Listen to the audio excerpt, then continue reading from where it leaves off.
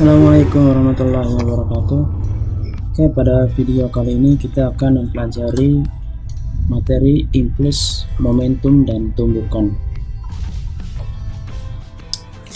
Impuls adalah besarnya gaya yang bekerja pada benda selama selang waktu tertentu. Impuls merupakan ukuran seberapa lama gaya dapat mempengaruhi keadaan suatu benda. Coba kalian perhatikan video berikut ini. Pada video tersebut, kita dapat melihat bahwa suatu gaya bekerja pada bola, baik bola baseball maupun golf dan bola kasti. Ketika gaya itu diberikan kepada bola tersebut, bola tidak langsung bergerak, namun ada kontak sepersekian detik sehingga bola baru bergerak. Kadang dalam jeda sepersekian detik tersebut, bentuk dari bola atau benda akan terdistorsi atau akan berubah sedikit mungkin lebih penyok mengikuti bentuk dari pemberi gayanya ya. Kalian dapat melihat bahwa bentuk bola sedikit penyok ketika menyentuh alat pemukulnya maupun ketika menyentuh lantai.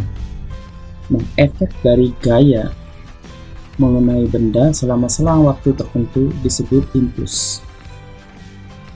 Impuls ini dirumuskan sebagai I sama dengan F dikali delta T, di mana I adalah impuls itu sendiri dengan satuan Newton per second, kemudian F adalah gaya dengan satuan Newton, ini M besar ya, kemudian delta T adalah selang waktunya antara gaya itu mempengaruhi gerak suatu benda, jeda waktunya ya.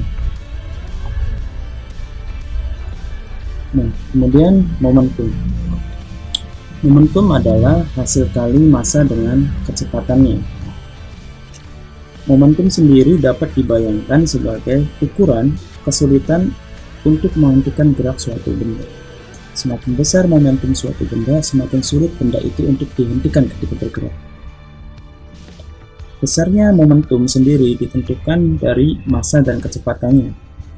Coba kalian perhatikan video berikut. Suatu peluru yang mengenai beberapa lapisan beton ya atau tembok mungkin dan dapat menembus. Di sini peluru memiliki momentum yang sangat besar sehingga sulit dihentikan geraknya. Bahkan tembok pun yang menghentikan itu akan bolong ya, atau berlubang. Bahkan kalau mengenai suatu plat ini logam ya, bisa jadi logam itu akan tembus atau akan terdorong jauh karena momentum dari pelurunya sangat besar. Jadi momentum itu secara garis besar ukuran kesulitan kita untuk menghentikan laju suatu benda yang sedang bergerak.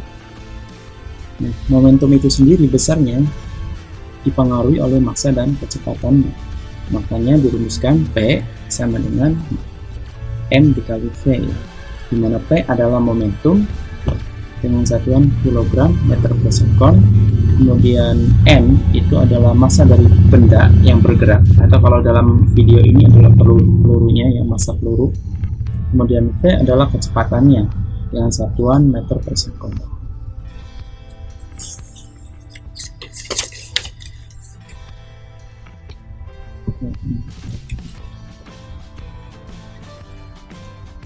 Kemudian hubungan impuls dengan momentum itu adalah impuls itu sebenarnya adalah perubahan dari momentum. Makanya dirumuskan I sama dengan delta P. I adalah impulsnya, delta P adalah perubahan dari momentum itu. Ya. Oke. Kemudian kita akan mempelajari hukum kekekalan momentum ya. Jadi ketika ada dua benda berinteraksi melalui proses tumbukan, maka akan berlaku hukum kekekalan momentum ya. Adapun bunyinya seperti ini. Jumlah momentum awal benda yang bertumbukan akan sama dengan jumlah momentum akhirnya. Maksudnya, jumlah momentum benda sebelum tumbukan itu nanti akan sama besarnya dengan jumlah seluruh momentum benda-benda yang bertumbukan setelah bertumbukan. Dan dirumuskan Di sini ada indeks 1 dan 2 ya. 1 itu artinya benda pertama, 2 itu artinya benda kedua. Kemudian di sini juga ada tanda aksen. Aksen artinya setelah. Jadi kalau yang tidak ada aksennya itu artinya sebelum.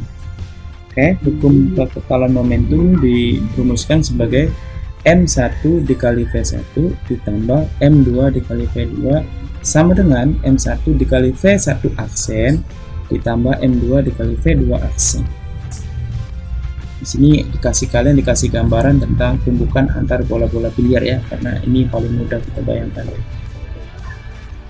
Oke. Ketika suatu benda bertumbukan dengan benda lain, maka akan terjadi tumbukan yang memiliki kelentingan atau pantulan yang berbeda-beda. Tinggi rendahnya pantulan atau kelentingan benda bertumbukan disebut sebagai konstanta kelentingan atau konstanta restitusi.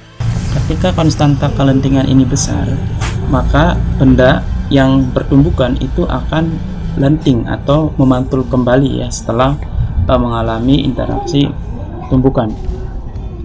Konstanta kelentingan dirumuskan sebagai E sama dengan V1 aksen dikurangi V2 aksen dibagi dalam kurung V1 dikurangi V2, di mana tanda aksen artinya adalah kecepatan setelah tumbukan.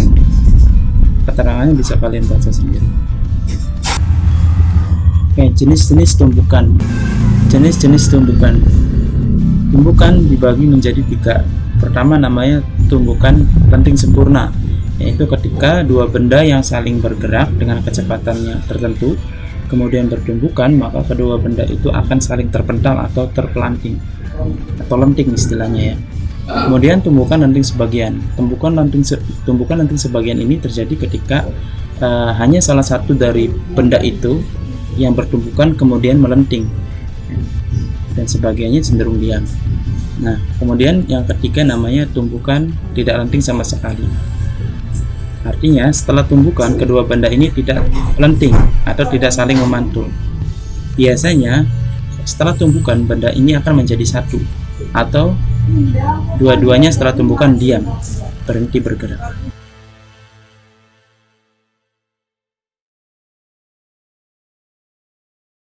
Oke, saya rasa cukup materinya. Jangan lupa ya di subscribe bagi yang belum. Semoga bermanfaat. Saya akhiri. Assalamualaikum warahmatullahi wabarakatuh.